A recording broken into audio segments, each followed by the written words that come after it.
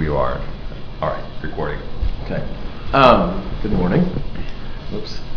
My name is Josh Armfield, and I'm 27. I'm from Topeka, Kansas. My favorite color is green. How I ended up at Cherith Brook, I'm going to go back to, I could go back farther, but I'm going to go back to when I was deployed to Iraq. So I'm going to have to go back farther actually. I grew up in a pretty typical Christian home. Raised in the church since I was born, and my dad was in the Army Reserves for 21 years, and so I'd grown up with family military background and graduated from high school and was looking for something to do.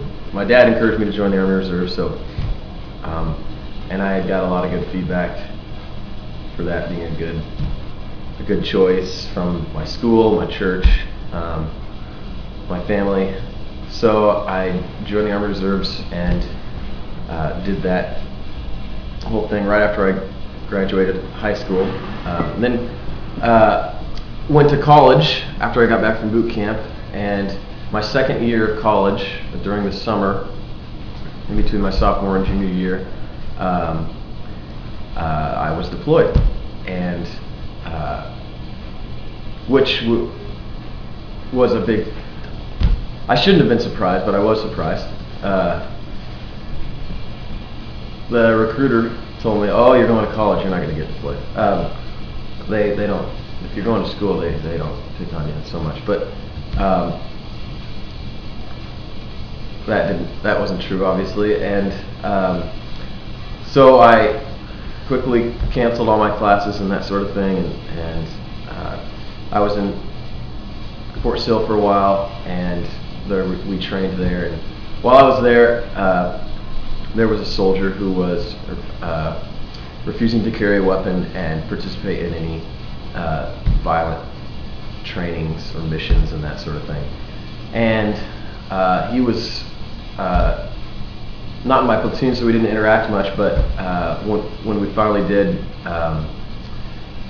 sit down and talk, turns out we connected very much through our faith and faith background, and so we became friends, and he was really the only person I had in our unit that I could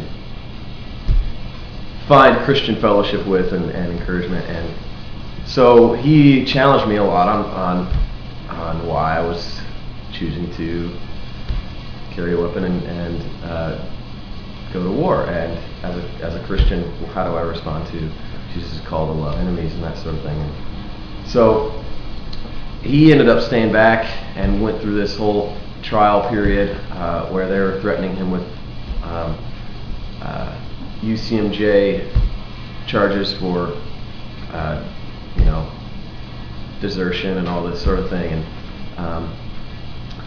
and I went to Iraq and basically wrestled the whole time with my faith while I was there, and walking around with this machine gun in my hands and calling myself a Christian, and kind of finally just put it out of my head for a while, and that's how I was, able to get through it, and fortunately didn't have to participate in any direct violence, I guess. I mean, never had to use my weapon or anything like that. But came back from Iraq and was definitely to the point where I didn't want to be in the Army anymore and was looking for something different, and I didn't know what that would be.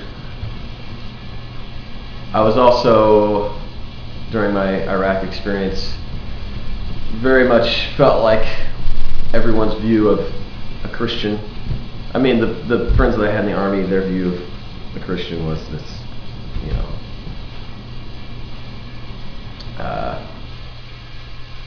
goody two shoes type of person. Oh, you're going to try and save me.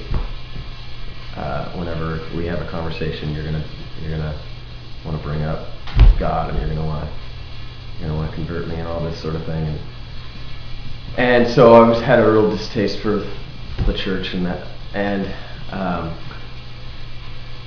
so I came back and enrolled at Mid-America again in school, but didn't go to church for probably almost 6 months or so, which was, I mean, I guess that's not uncommon for people, but it was uncommon for me. And through a friend of a friend, found out about this community, Cherith Brook, that was starting in Kansas City. And I was interested in intentional community, interested in some life, some way of authentically living out my faith, and not just on a Sunday, Wednesday type of routine. And so I came down here and started volunteering once a week, and learned that this was not only a community where they live and work together in community, but a community that speaks out against war and violence, and is really passionate about disarming and resisting the culture of violence that our country is so embedded in, and so got a lot of good books to read, had a lot of good conversations with the folks that lived here, the Garbisons and Steve, and then I kept going to school and kept coming back here once a week, and I graduated and basically moved in for an internship, and was pretty excited about trying this life on for lots of reasons. And then after the internship, I decided to stay on longer.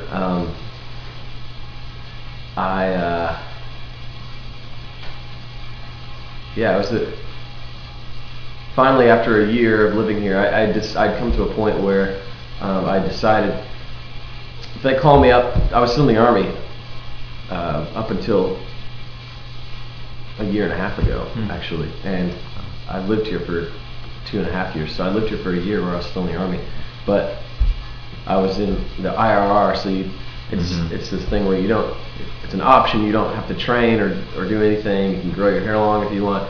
You're not tied down in any way, except they can call you back and say, hey, we're going to deploy you.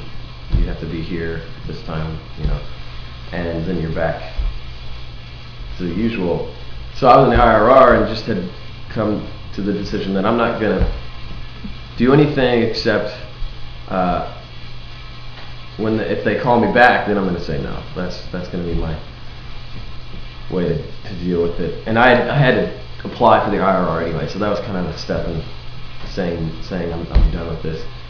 But they didn't. After I moved in here, they never called me, and I kind of got to a point where, I kind of wanted them to call me so I could say no, and so then I decided, I had met a lot of conscientious objectors and decided I need to take advantage of the opportunity to put this in writing, and so I finally applied for conscientious objector and went through that process and the interviews and everything, and it really wasn't that bad for me because I was already removed from a training situation, and so after 8 months of going through that and waiting, they discharged me as a CO.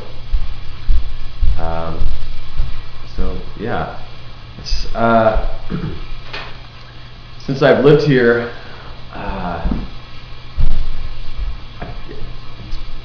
it's been probably the biggest transformational experience I've had.